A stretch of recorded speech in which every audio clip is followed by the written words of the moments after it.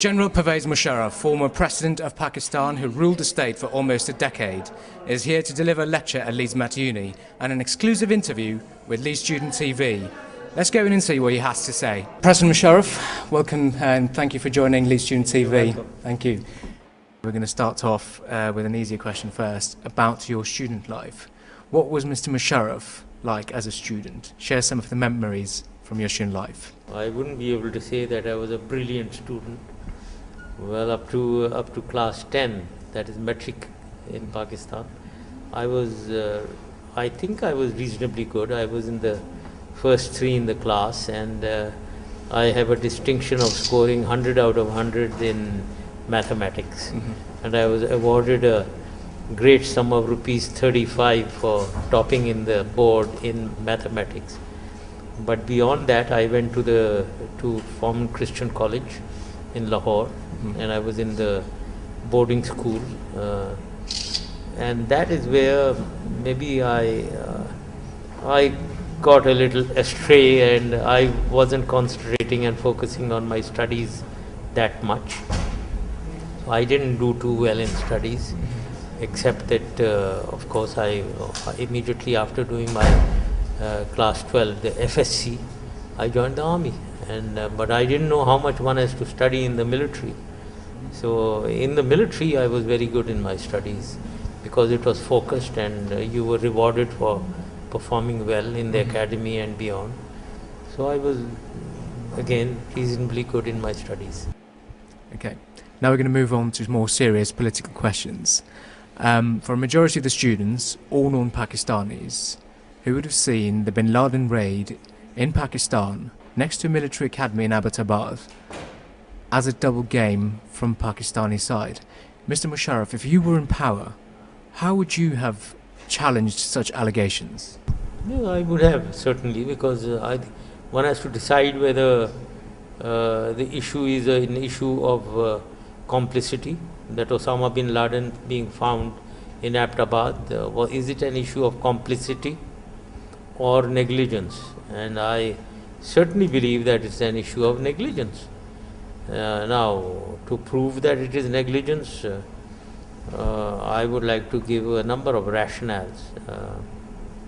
That Osama bin Laden was there, he was not using any telecommunication device, not using mobile telephones. Therefore, to know that he is there needed only human intelligence, because you can get human intelligence or technical intelligence where he is using mobile devices and we home on to. But since he was not doing that, human intelligence. Now, human intelligence means people around knowing. Now, I know that most of the channels of Pakistan, television channels of Pakistan, went around interviewing people around. Not one said that they knew that Osama bin Laden is there. So, therefore, human intelligence, how would the ISI detachments, the intelligence detachments, know that he is there? They will get it from the people around. So, that was not the case. Secondly, I would say that a lot of people keep saying that this is a garrison town. If anyone knows Abbottabad, it's a tourist resort. What garrison town? Yes, indeed, this military academy is there, and there are a number of training institutions. But they are open. All tourists going to the northern areas go through Abbottabad. There are so many tourists who live in Abbottabad, who stay in Abbottabad. And it's a mix of military and civil. The training institutions are all open, people can roam around inside. So that is it's an education city, a lot of education institutions. So therefore, garrison town, the perception created in the West is that it is a walled or barbed wired garrison. No, not at all. It's an open town, it's a tourist resort. Then a lot of aspersion that this was an unusually big house, and how is it that nobody noticed it? I've seen it on television. It is not at all an unusually big house. It is an average, slightly bigger than average house. Then people have been talking in the United States and the West that unusually high walls. I've seen that all houses in Pakistan have walls. So these walls are not at all unusually high. In United States, people don't have any walls around their houses. In Pakistan, people do have. So these are wrong perceptions created in the media, which I think has misled people. Garrison town, huge house, high walls, nothing of the sort. That is not true. Finally, whether intelligence are not, they are not angels who know everything. After all, if you go back to 9/11, how is it that the CIA, which is the most powerful organization in the world, didn't know that there were 18 people doing training to hijack planes and take them into the World Trade Center? CIA didn't know it. And then they hijacked planes from 4 different airfields. CIA didn't know it. And in the air, they divert from the main route and they attacked the World Trade Center and the Pentagon. CIA still didn't know it. So intelligence is not some kind of people who know everything around. It was a big failure. It was a big failure, like CIA, who failed to deliver. ISI also failed. The intelligence in Pakistan failed. So it's a case of total negligence. Okay. Over the years, Pakistan has witnessed a series of major incidents, ranging from the attacks on the Sri Lankan cricket team to the attacks in the military base in Karachi, the ethnic violence in Karachi. Even the media seems to forget about such incidents and just goes on to the past. There's no follow-up of these incidents. Mr. Musharraf, what is the way out of this dilemma? When will a normal man feel secure in Pakistan? What is the way out? There is no quick fix solution to the problem. The problem has persisted since the last about 30 years, which I am going to speak about in the lecture that I am giving. Since the time Soviets invaded Afghanistan in 1979, since that time we have suffered religious militancy in the area, and also with the initiation of freedom struggle in Kashmir in 1989. So from the east and the west, Pakistan has been having religious militancy in Kashmir, Mujahideen groups, and religious militancy in Afghanistan, with all that we suffered since 79, its impact on Pakistan.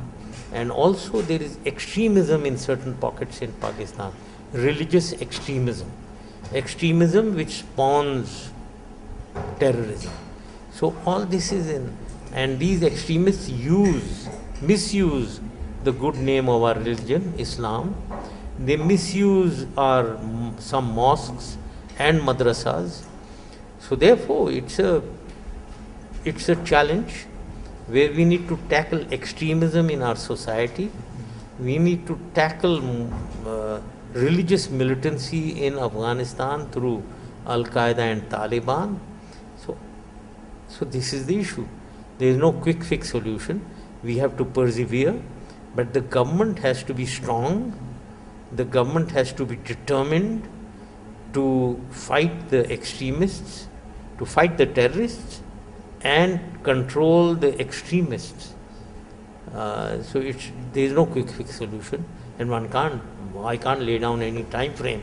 We'll be able to do it in 2 years, but this is the unfortunate reality. On the BBC programme Hard Talk, you mentioned that all socio-economic indicators during your era were positive. So is a democracy under corrupt hands or military rule in the interests of Pakistani state? In the interest of Pakistan, it has to be a democratic elected political government. We must learn to vote correctly. The people of Pakistan must learn to vote for the right party, for the right leadership, so that a sustainable democracy is introduced in Pakistan. Not a democracy where wrong people get elected. They don't know how to govern, they are incompetent, they are corrupt, they are nepotistic, and therefore they fail to run Pakistan well. And therefore people run to the army to save Pakistan. and army comes. So we have had enough of this. Now the situation is such that we have a dysfunctional government. Our economy is going down. We are facing terrorism and extremism. So in this situation, the answer, and we are heading towards elections now.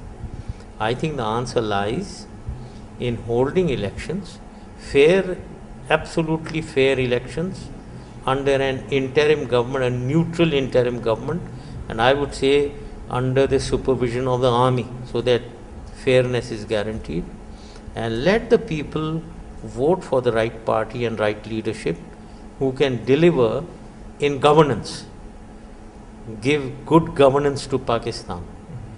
That is the answer to the whole solution. So that's it for today. Thank you, Mr. Musharraf, for joining our show at Leeds Student TV. It's a pleasure having